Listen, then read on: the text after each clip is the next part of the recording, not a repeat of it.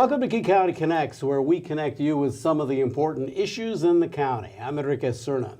As the county faces major issues like the homelessness crisis and affordability, the County Council has a new chair.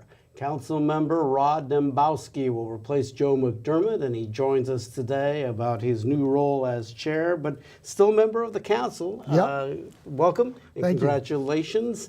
Thank so, you, why did you want to be the chair?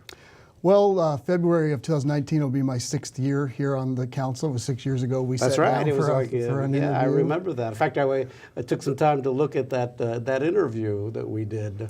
And it's been over 5,000 consecutive votes. I've never missed a vote. I've been showing up, and we cycle over here leadership. So we did our restructure this year, and my colleagues for 2019 asked if I would serve as chair.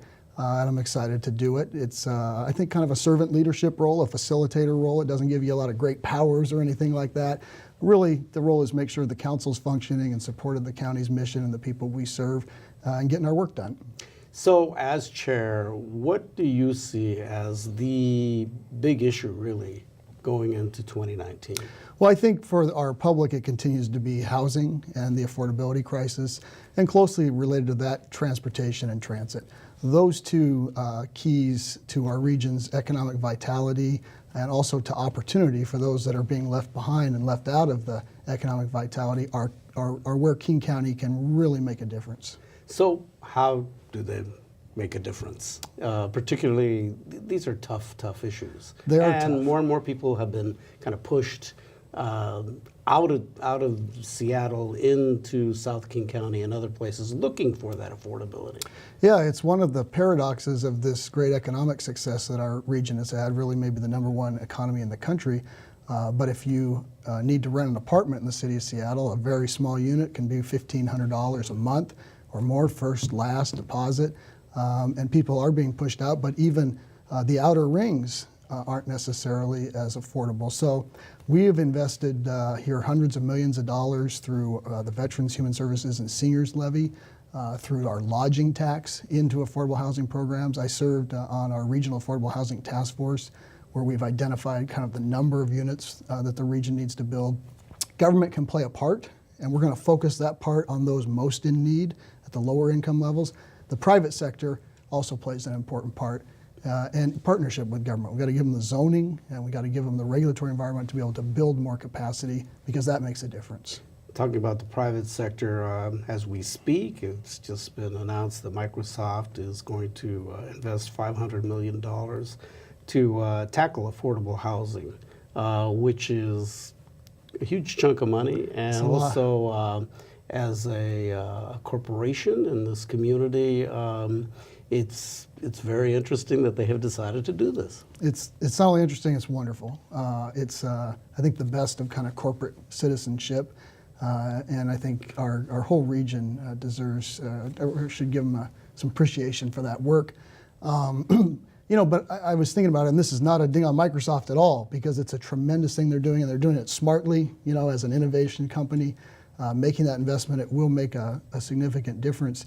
But we are in a state with a tax structure that's so upside down that we've had to ask regular middle-class folks and working folks to pay more in sales tax, to pay more in property tax to address these social ills, while the large corporations build up billions and billions of dollars in unspent reserves. That allows that. So it's an interesting thing if you step back and think about it. It's a wonderful thing that Microsoft's doing, but what does it say about our state tax structure that we really have an inequitable system that puts so much pressure on folks that are just trying to get by, and ask them to do more every day, every year? And yet we can't get people really to vote to make a change about our tax structure. Well, and maybe we're going to see some change in this session down there. I know the state legislature is looking at a capital gains tax and seeing whether that would make some sense. There's a state representative in King County that said if we just adopted the state of Idaho's tax system, it would be more fair, and we would get all the same revenue we have today. Right. I guess, are you hoping maybe that this might spur other corporations, and I think everybody looks at Amazon in this case, to really step up and maybe do something similar to what Microsoft is doing? Well, I hope so. I hope that every corporation doing business here will appreciate the environment that we have created together to have the success that they're having, right? From investing in our educational institutions to produce the smart and talented workers that drive this innovation economy, to protecting the environment, which draws people from around the world to live here and work in these companies, to our transit and transportation system, the huge public investment there. So I think it is fair for corporate citizens to reinvest in the communities in which they live. That was the message from Brad Smith at Microsoft today. I think they live those values, and I think a lot of our corporations do to a large degree. You know, there was a time 20 years ago when we were losing headquarters, right? Safeco was leaving the insurance company. Boeing went to Chicago, and it matters to have those big companies here and growing companies here. It makes a difference to have it, and today's a good example of that. Yeah, well, and then we still, even as the economy is going through its ups and downs in the stock market at all, we know that the economy here still is fairly strong. You have I think we have the most construction cranes in the U.S., so that's a good sign as well. You talked about transportation. What's your concerns there?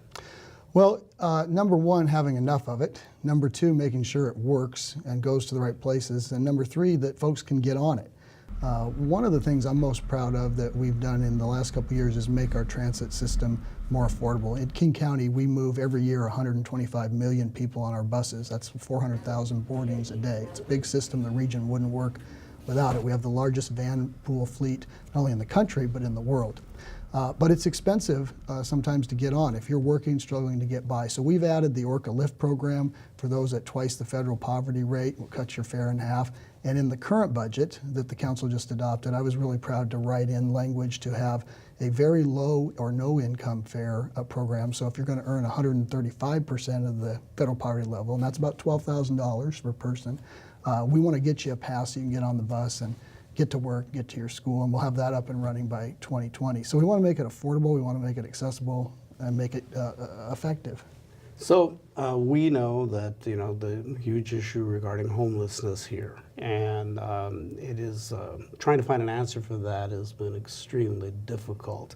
In this coming year, what kinds of changes do you want to see? What do you want the council to do to try to impact this? Great question. I think it's on everybody's mind. You drive around, you see the tents, you see the suffering, you see folks living in places where we don't want them living, right? It's hard to say. It's very hard to say. I'll never forget Enrique 3 or 4 years ago in a snowstorm driving up 4th Avenue here by the courthouse, and a mom camped out in a tent under Yesler. And that's just a motivator to do as much as you can. I don't know if it's, quote, solvable, but to do as much as you can within the resources that we reasonably have. So I've served on the One Table organization, which the mayor and the executive put together, and we learned some things there about the kind of 5 basic root causes of homelessness. Lack of a job, the affordability crisis, chemical dependency, criminal records, those kinds of things. So we want to do what we can to address those root causes. In my view, those will always exist. So it's a prevention and treatment program, but we're going to see that. Human beings have those conditions. Another fact that is, I think, important to know in that debate is 30,000 people a year come into homelessness in King County. The system takes care of 25,000 of them. Often, people focus on the one-night count. There's 12,000 folks at any one night unsheltered. But if you look at it annually, 30,000 coming in, 25,000 adults. So to me, we've got the 5,000 person per year gap. If we can reduce the inflow by addressing the root causes and add some capacity to the system, shelter space, more housing, I think that it's a problem that can be tackled. So we've opened old buildings here at King County. I've pushed for a couple of years, and we finally got it open at Christmas time, the old Harborview Hall up at there, the Harborview campus. That's 100 shelter beds. We've got 80-some folks in there.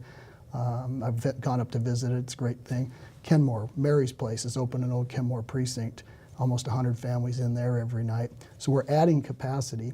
And then we've got to do some work on the system itself. And that will be the big work here in 2019. Mayor Durkin and Executive Constantine have worked for the last year with some consultants to look at our region system to say, is it really working as effectively as it can? And there's some improvements that we can make. So we're looking at integrating that, maybe having an independent oversight board to make decisions, act more rapidly, and see if we can't be a little bit more responsive.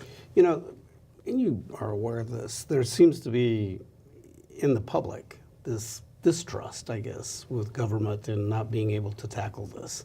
And I saw the poll in the Seattle Times, 70% don't Yeah. trust the county executive and the county council. And I can see why. I'm frustrated by it. I would have answered the same way, I think, it's a legitimate concern. What are you guys doing? well, what are you doing? And the question is that how do you gain trust? I think you've got to show results, right? And that's why I think it's important, it's often missed, that of the 30,000 folks that come in annually to King County in terms of homelessness, 25,000 come out. A lot of folks don't know that. So the system is addressing the vast majority of it, but we're not addressing all of it. And when you see that on the streets, it's angering. I drive by, it's frustrating. People write to me, I share their frustration. So I think we have got now the building blocks of a core strategy of addressing those root causes, of bringing on more capacity. For a while there, shelters were out of style. There were some reports on that. I've never agreed with that. I think we need more beds. We had 190 people die in 2018 on the streets. I'm for saving lives, get them in shelter, and then fixing our system to be more responsive. The county's actually pretty lean. We take money in and we put it out on the streets with contractors. And we're going to kind of bring the city's system into that and integrate it, and hopefully be more nimble. And at the end of the day, you got to have results. Yeah, I think people are asking for that. There's no doubt about that.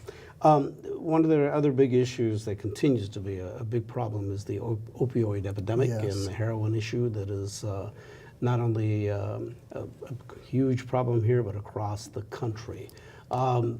What are we making inroads into that? Well, I don't have the latest stats this year, but for the last couple of years, every 36 hours, someone in King County has died from an overdose, and it's a serious epidemic brought on by the overprescribing of opioids in the medical community, and then they reformed that system, turned it off, and people would get desperate. They couldn't get the medication that they had become accustomed to, and that their systems became programmed to and addicted to, so they would often turn to heroin and other drugs. We had a task force, a regional task force, that put together a whole set of strategies, the most controversial of which was the safe consumption sites, or a medical clinic Where where are you you could on go that? in. Well, I chaired the Board of Health for 3 years. It's honestly, it's one of the greatest privileges in politics I think you could have for a kid that grew up here and was served by our public health system. And when the American Medical Association and the University of Washington researchers and our public health professionals say that it's best to use a harm reduction strategy and keep people alive, let them have a clean needle and a safe place if they overdose to use the drugs, and get them counseling and get them treatment when they're ready, I'm for that. And I know it makes folks uncomfortable. It makes me a little uncomfortable because it's, are we enabling? Do I want this in my neighborhood? Those kinds of questions. And totally you already have communities in King County, like in Bellevue and other places that have said, no, we're not going to let that happen here. Yeah, it will take some time. If you look around the rest of the world, it's more common. Not a single person, as I understand it, in facilities around the world where countries have these has died. We have a person dying every 36 hours. It's not the be-all, end-all. We've moved to have treatment on demand. So if you want treatment today, you don't have to wait in line in King County. We can get you in. But in the meantime, I have heard too many stories of too many beautiful lives of folks that were once addicted, who have gone on to do incredible things, be chefs, be artists, be computer engineers. And I'm for a public health response that keeps people alive, even while they're suffering from addiction. There was a Seattle Times story recently that came out that noted that the immigrant population here is like over 500,000. Yes. And that really is responsible for much of the growth in the county. With that in mind, I guess, what is the county doing and what it should be doing to not only serve those immigrants and the approach that should happen? Because this is this divisive time about immigration and people coming to America. Let me say this, the national debate on this and some of the rhetoric we hear out of the other Washington is horrible. It's disgusting, frankly. The anti-immigrant messaging that is advanced by the White House and some in the Congress, I could not disagree with it more strongly.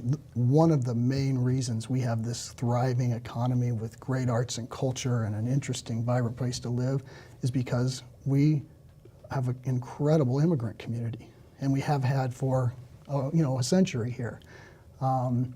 If you look at any economist's work or any sociologist's work, immigrants are essential for a growing country and economy, and if you don't have immigration, you don't grow and you die. So it's key and fundamental to who we are as a people, and it's, in King County, as you point out, really strong. Yeah. So the county is trying to be responsive. I wrote legislation to create an immigrant and refugee commission, first time ever, and we're standing that up. How you do that is important. When I first started, said, well, let's just write it. Let's just create it. We'll put the numbers on, who's going to be on all that. But I was asked to slow down, listen, go into the community. What did the community want? What does our immigrant community want? What does our refugee community want? What will serve them, work with them? And so how you do it, you asked, is really important, and it starts with listening and empowering the community to tell us what they want. We are their government. They're not our constituents, right? We are their government, and so we're standing that up, and that's one thing. So what are you hearing from them?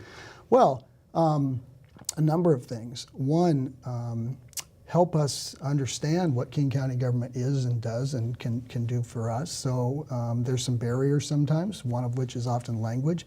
If you walk around today, King County, you'll see expanded translation. All of our signs have multiple languages on them, and we have translation services. We've done to do that not only in our general services from going to pick up your tabs for your car or register to vote, where we now have 4 different languages offered. Some legislation I wrote, really proud of that. Again, community driven. All the way to our court system, where we're expanding access there. And then services delivered in a culturally competent and aware way.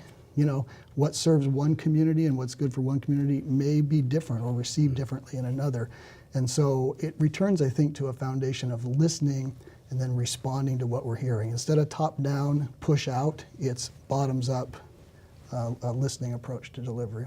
When I first talked to you back in 2013, after you had come on to the council, and that was at a time I was thinner, and my hair was not as gray, and there's a little more of it. Yeah, well, we could all go there. You know, you were a newbie in the sense that you were taking over. You had been appointed to the position. You were still going to Bob Ferguson had been right. elected Bob Attorney Ferguson General. had gone on to become Attorney General, and you know you were going to have to run for the position and all of that. And I remember asking you about how are you going to handle the politics. What have you learned about the politics? You know, Enrique, I may not have the best memory, but that question and my answer to it has stuck with me and been a guidepost for me in my 6 years here. You asked me how I was going to handle the politics, and I said, I think if I put my head down and do good work, the politics will fall into place, or something similar to that. And I've thought about that. It was kind of a spur-of-the-moment answer, and maybe some naivete. But I've tried to do that. Of course, we're in a political environment, but I think it's been okay. I was returned to office since without opposition.